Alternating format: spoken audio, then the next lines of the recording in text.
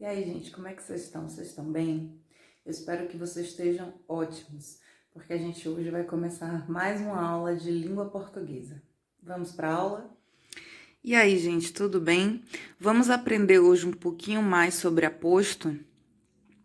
Olha só, esse termo acessório da oração não tem ciência nenhuma. A gente vai ver como é fácil entender o que é esse termo dentro da oração, tá bom?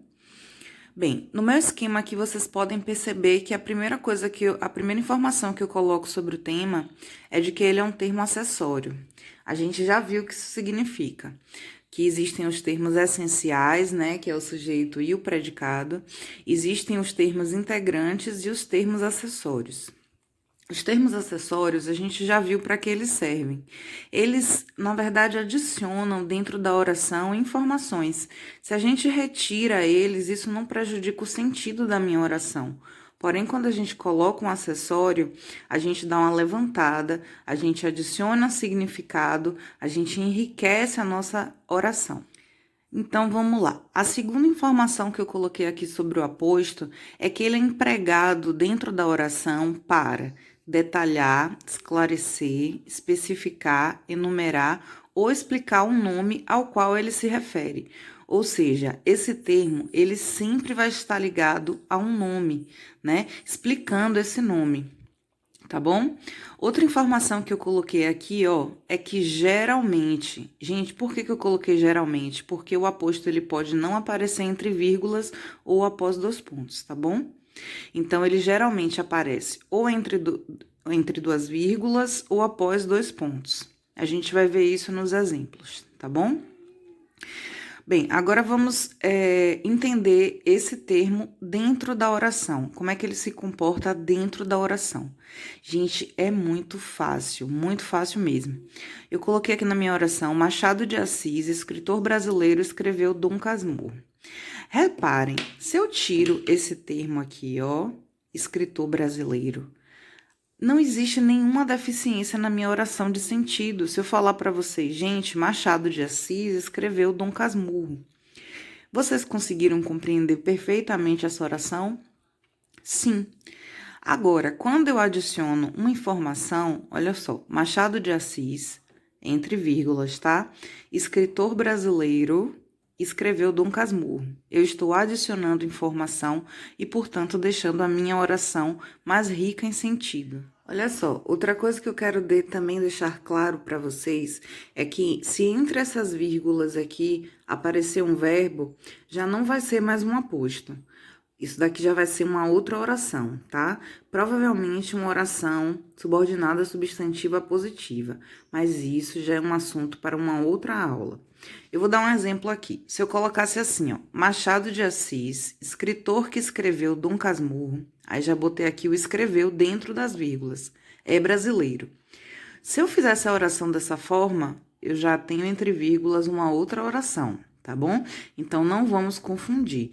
Para que seja aposto um termo acessório da oração, é preciso que dentro das vírgulas não haja um verbo. Olha só, eu coloquei aqui alguns exemplos de aposto dentro da oração, tá? Ele aparecendo entre duas vírgulas, ele aparecendo após antes, né, de uma vírgula e após dois pontos, tá bom? Cada aposto desse, gente, ele traz aí uma função de enumerar, de explicar ou de resumir, tá bom? Vamos para o primeiro exemplo aqui, ó. O aluno mais estudioso da escola passou no Enem. Reparem, se eu tirar esse termo, não muda o sentido da minha oração. Se eu falar, gente, o aluno passou no Enem. Ok, entendi. Mas quando eu adiciono esse termo, eu estou explicando que aluno é esse. Então, o aposto está fazendo aqui o papel de explicar que aluno que passou no Enem, o mais estudioso da escola. Olha esse segundo exemplo. Todos foram ao passeio. Dois pontos, alunos, professores e funcionários. Reparem que agora eu estou enumerando quem são esses todos aqui, tá? Então, quem são os todos? São alunos, professores e funcionários. Eu estou enumerando quem são essas pessoas que foram ao passeio. Olha esse terceiro exemplo. Alunos e professores, vírgula, todos foram ao passeio. Gente, lembrando que Só recapitulando, a gente não separa sujeito e predicado com vírgula. Se tem uma vírgula aqui, isso daqui nunca vai ser sujeito, tá bom?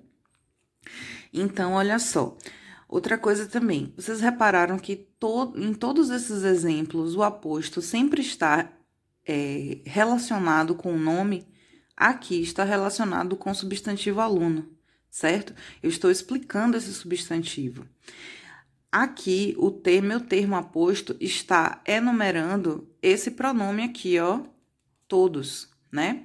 Eu estou enumerando quem são esses todos. E aqui eu estou resumindo esse todos. Então, gente, eu espero que tenha ficado claro o conceito e os exemplos de aposto, o que é esse termo dentro da oração. Eu vou deixar uma atividade no grupo para a gente dar uma treinada, tá? E também, no próximo kit de atividades, vocês vão receber atividades com todos esses termos que a gente já viu até agora, né? Para que a gente possa entender a análise sintática e conseguir, né, fazer análise sintática de todos os termos da oração. A nossa próxima aula é sobre vocativo, tá? Eu deixo aqui um grande abraço para todos vocês.